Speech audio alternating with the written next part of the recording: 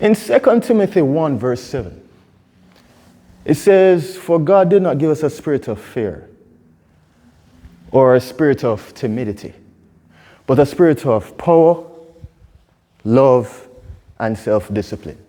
Some versions say a spirit of power, love, and self-control or sound mind. As you perform the lateral band squat, remember that God has empowered you with a spirit of power, love, and self-discipline. So with each rep, remember what he has empowered you with and embrace it. Just as this exercise challenges your physical strength, may it also strengthen your spiritual foundation, enabling you to stand firm against the fears and uncertainties of life. So squat strong, stand tall, and by faith, trust in God's power that he has so graciously given you. I'm Roman Hunter. Welcome. Today we're going to be talking about the lateral band squat. It's called lateral band squat because it's stepping out to the side. All right? So the starting position here, I have a loop, a resistance loop, or you can use a resistance band. You can tie the ends together and make a loop out of it. And you can put it above your knees. Some people put it by the ankles. That's fine. You can use by the ankles, or you can put it above your knees, whichever one is better for you. Putting it above your knees puts a little bit more emphasis on the gluteus medius. Putting it further down takes that pressure, takes that demand off of the gluteus medius. You don't feel it as much as if you had the band further up to the area, right? To the muscle, to the primary mover, which is the gluteus medius in this exercise. Because you'll be stepping out and squatting, right? This exercise, however, works the overall muscle group of the glutes, right? The overall gluteal group of muscles, and it also strengthens your quads and the other muscles of your thigh. All right, it's a good exercise if you want to improve your pelvic movement, provide an extra and additional pelvic support and stability. It also helps with your posture. It helps with athletic performance, your overall mobility. It helps in different areas and in different things. It also helps with regards to, injury prevention and reducing lower back pain. All right, lateral band squats, because the gluteal muscles helps as it relates to stabilizing the pelvis. That also connects to your lumbar spine and also helps with regards to, providing that support and stability for the spine itself. Once those gluteal muscles have been strengthened, they have been conditioned.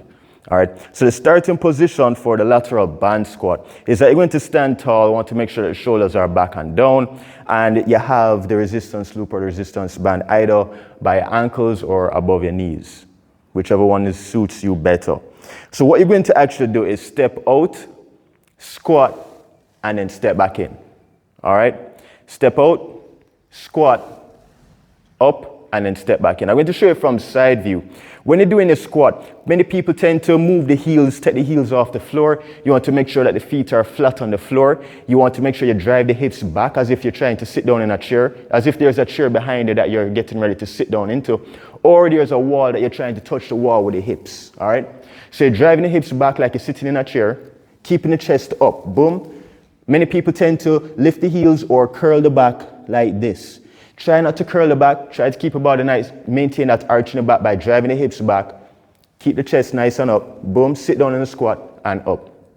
If it is that you're having a little bit difficulty with regards to squatting properly, you can even try moving the toes outwards a little bit.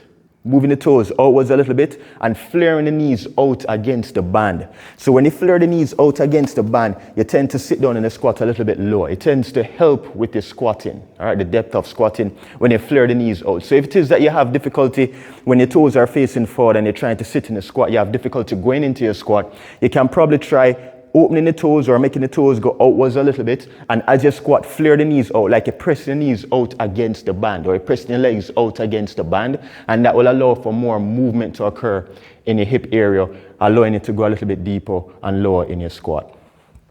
All right, so what we're going to be doing is you're going to step out. I'm going to break it down into components for you.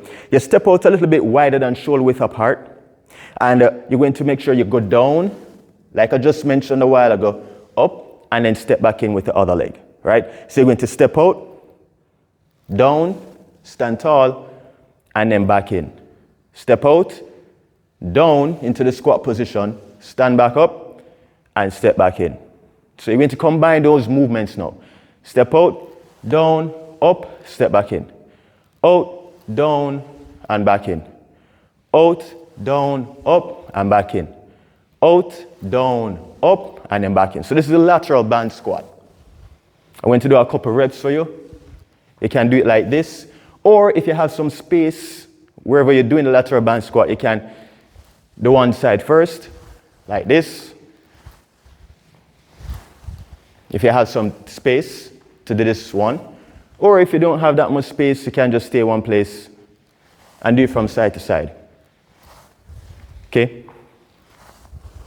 If while performing this exercise, you start to feel pain, then stop from performing this exercise.